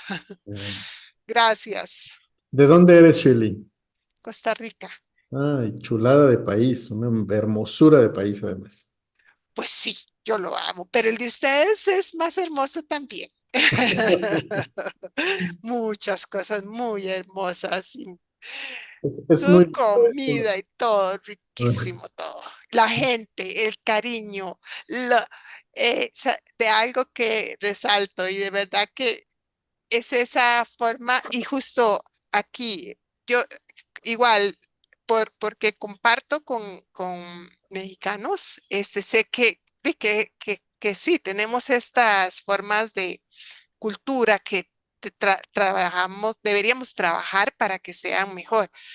Pero por otro lado, la cultura es tan alegre, tan positiva, siempre sonrientes, siempre acogedores, siempre cariñosos, siempre tienen un espíritu y una cultura muy, muy hermosa, muy rica, de verdad que sí, muy rica. Muchas gracias, Shirley.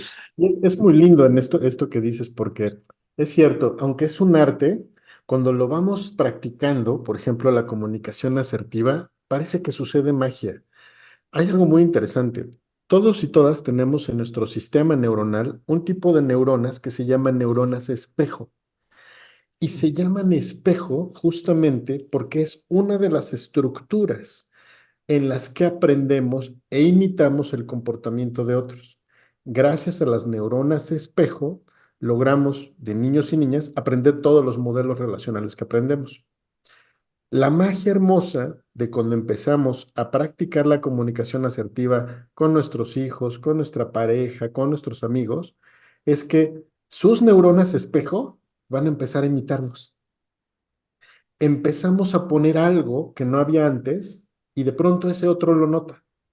Y a lo mejor a la primera no recibimos una respuesta tan clara, pero después de dos, tres, cuatro veces, algo empieza a cambiar en el vínculo porque sus neuronas espejo empiezan a hacer un proceso similar a lo que nosotros estamos haciendo. Entonces, ese es lo lindo y esperanzador de que cuando podemos incluir estas herramientas en nuestros vínculos cotidianos, hay mucha esperanza en saber que así como se construyó un modelo, se pueden construir otros. Muy lindo esto. Gracias, Shirley. Gracias. Por aquí, Lupita en el chat nos hacía una pregunta de cómo ir trabajando para la comunicación, para ser afectiva, asertiva, ir a terapia. Bueno, ir a terapia es una forma, ciertamente, no creo que sea la única y tampoco creo que todo el mundo necesite ir a terapia. Yo siempre digo que el ejercicio terapéutico, lo que los terapeutas hacemos básicamente es revisar la mochila y qué traemos en nuestra mochila, ¿no? Cuando alguien llega a mi consultorio siempre les digo que mi trabajo es acompañarla a abrir su mochila y ver qué echaron ahí y qué de eso que echaron ahí sigue actualizado, sigue siendo válido y qué cosas no. Y entonces hay que echar para afuera aquellas cosas que no son tan útiles y meter herramientas nuevas que puedan ser más actuales a la experiencia que está viviendo la persona. Yo creo que eso se logra, se puede hacer en un proceso terapéutico, pero también creo que casi todas las tradiciones espirituales ofrecen una forma de poder hacer justamente esto. Si lo pensamos desde el amor, desde las experiencias del amor, por ejemplo, pues si hay amor, no maltrato. Si hay amor, cuido el vínculo que es importante para mí. Si hay amor, procuro el bienestar del otro y procuro el bienestar de la comunidad. Es decir, creo que puede haber siempre muchos lugares, afortunadamente, porque también creo en eso profundamente, en la riqueza y la bondad que los seres humanos tenemos de manera innata y que hemos construido como humanidad desde diferentes tradiciones, culturas, desde diferentes miradas, formas para poder sacar la mejor versión de nosotros mismos. Sí creo que ante la posmodernidad líquida, como dice Sigma Bauman, hoy la terapia se ha convertido en una buena herramienta, sobre todo en las ciudades grandes, posmodernas, donde hay poco espacio para la espiritualidad. Pero definitivamente creo que un camino espiritual es un gran camino para hacernos más asertivos, más amorosos, más efectivos y afectivos.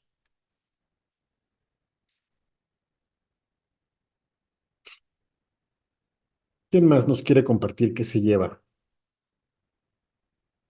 ¿Con qué se quedan?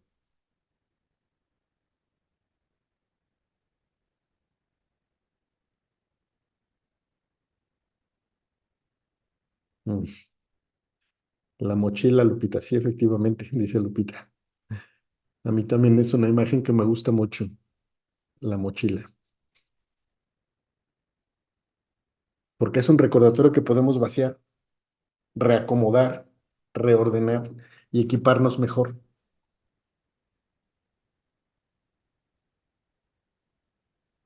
Muy buenas noches. Sí, adelante. Esto es una preguntita que tengo un cuestionamiento y escuchándolo a usted, de pronto me puedo dar un poco de idea, ¿no? En el cual el apego mío que siento es que en mi hogar me siento tranquilo, ¿no?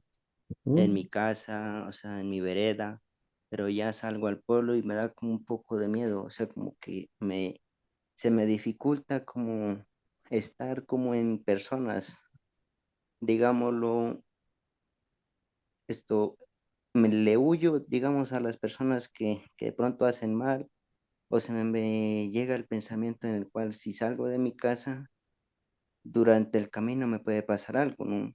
De mm, pronto el miedo mío es como acogerme a otras personas, a otras culturas, ¿no? Por eso yo siento que en mi hogar me siento más tranquilo, pero ya salgo afuera y ya me da como el miedo de experimentar cosas nuevas. mm. Muchas gracias por compartirlo, Ediel. Muchas veces esto tiene que ver, sin duda alguna, con alguna experiencia que hizo construir apego ansioso ambivalente. Hay un poco de, justamente, de desconfianza y entonces, por tanto, hay un repliegue hacia el espacio más seguro, que en este caso es tu hogar, ¿no? A veces ese repliegue no siempre es el hogar, a veces son ciertas personas, ¿no? Porque puede ser que el espacio seguro no sea el hogar. Por ejemplo, en chicos o chicas que viven algún tipo de violencia o de abuso físico, verbal, psicológico, sexual en casa, justo su repliegue es en otro lado. Entonces, a veces el darnos cuenta que hay algo en la desconfianza estructural hacia los demás, una de las cosas que creo que siempre ayuda es preguntarnos, por ejemplo, en quién sí confío. Fuera de mi núcleo familiar, en quién sí confío. E ir fortaleciendo poco a poquito esos vínculos que están afuera. No necesito tener muchos, pero necesito saber cuál es mi red de apoyo que también está afuera y actualizar, esto le llamamos actualizar la experiencia. Si en algún momento sucedió algo, alguna circunstancia, que lo que hizo fue mejor me repliego porque estoy más seguro, ver cómo hoy la situación puede ser diferente de ese allá y entonces.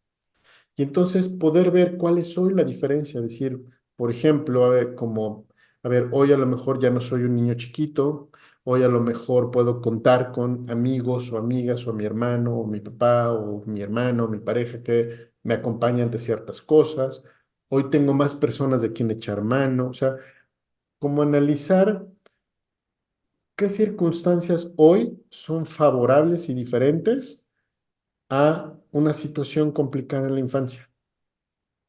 Y sobre todo ver cómo hoy los vínculos de confianza que sí hay, aunque sean muy poquitos, uno o dos, fortalecerlos y ver qué va cambiando en esa experiencia de cercanía y confianza que se va ejercitando y si algo va cambiando.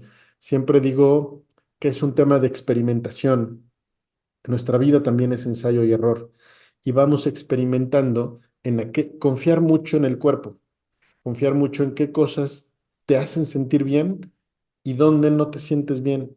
Dónde, aunque haya un poco de miedo, puede generar una mayor activación de confianza, por ejemplo, y entonces ver si en esa cercanía a una persona hay mayor confianza, puede haber un camino nuevo. Claro, esto implica arriesgarnos a hacer cosas nuevas, pero justamente es con esto que decíamos de actualizar las herramientas de nuestra mochila. Y puede ser que eso a lo mejor eh, te invite a probar nuevas cosas. No sé si esto responde un poco la pregunta, Eddie.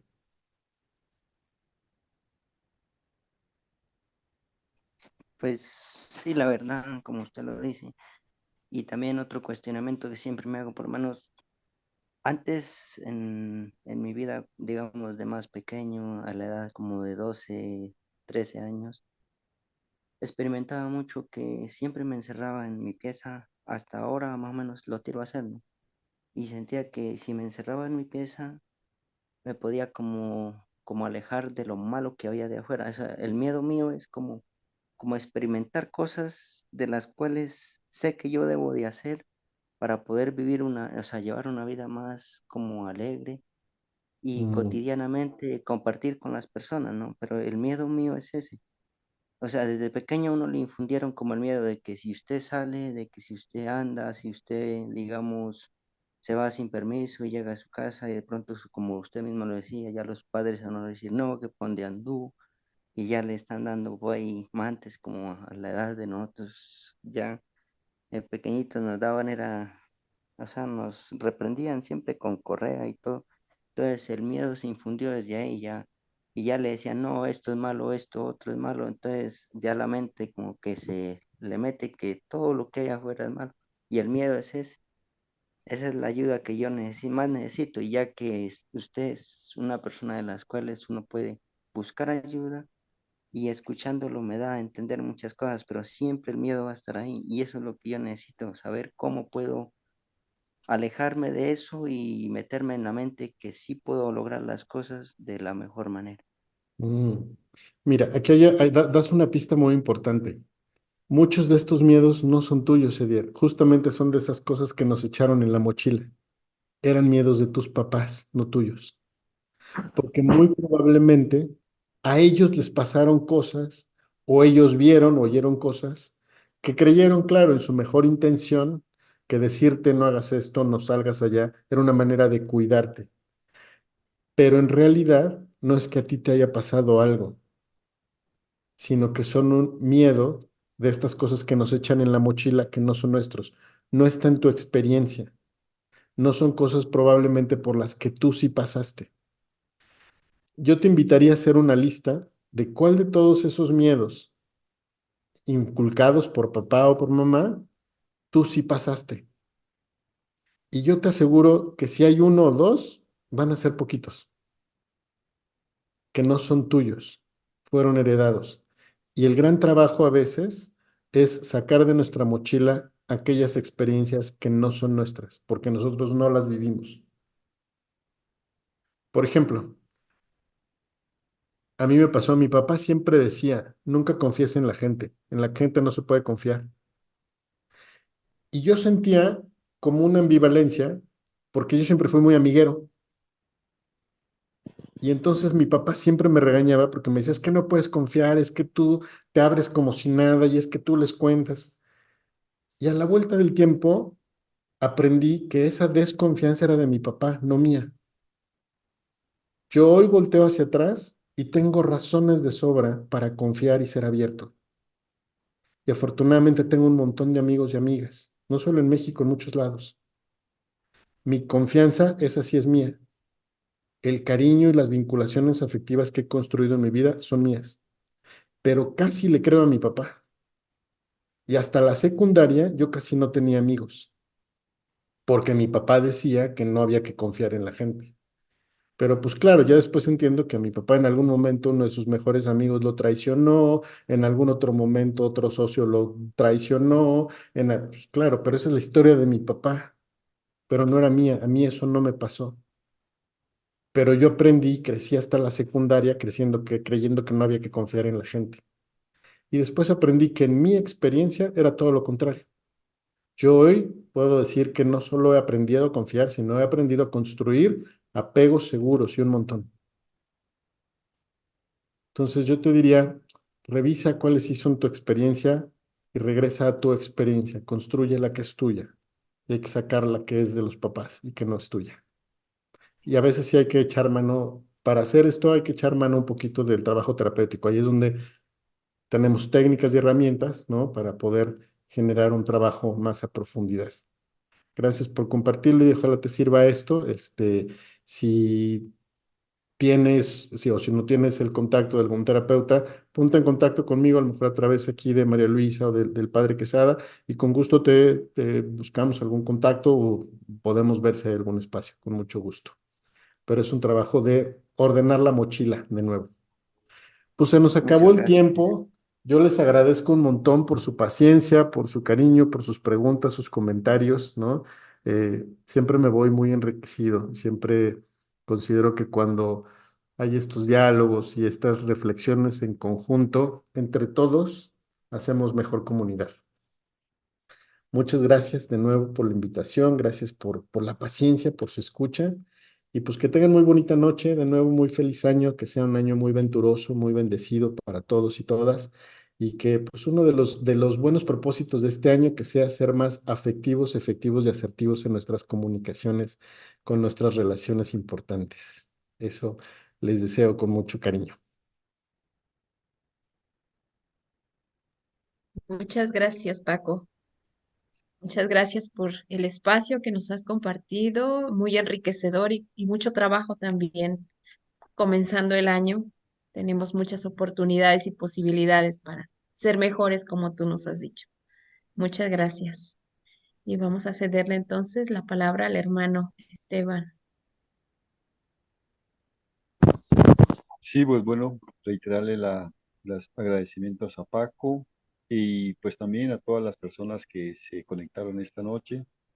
Agradecerles también sus donaciones. Como saben, este espacio pues se abre cada 15 días, es gratuito y algunas personas pues nos apoyan con algún recurso, entonces les agradecemos ese apoyo. Quien guste hacerlo, pues puede hacerlo puede ponerse en contacto con el padre Arturo a través del correo por medio del cual le llega la confirmación cuando hacemos la inscripción a las videoconferencias. Como esta información pues es valiosa, ¿verdad? Y como ya decía Paco, pues no todo lo podemos retener. Esta videoconferencia queda grabada y mañana ya estará disponible en el canal de YouTube. El canal se llama Proyecto en manos del alfarero para que quienes gusten volver a ver la videoconferencia, pues busquen el video. También pues invitarlos e invitarlas a unirse a los grupos de WhatsApp. El padre ha creado algunos grupos de WhatsApp y en estos grupos, pues lo que se hace es difundir la información de los eventos que se realizan, que realiza el proyecto. Entonces, quien guste, pues puede apuntar su número en el chat y ya el padre estará tomando el número y agregándolos al grupo. Y recordarles la próxima videoconferencia, el próximo 23 de enero, nos estará acompañando nuevamente Paco Fuentes, creo que con un muy buen tema como el del día de hoy. Entonces, pues cordialmente invitados y si conocen de alguien que pues esta información les sirva, pues también háganle la invitación y así la comunidad crece y pues nos ayudamos, ¿verdad? Porque con esta información crecemos.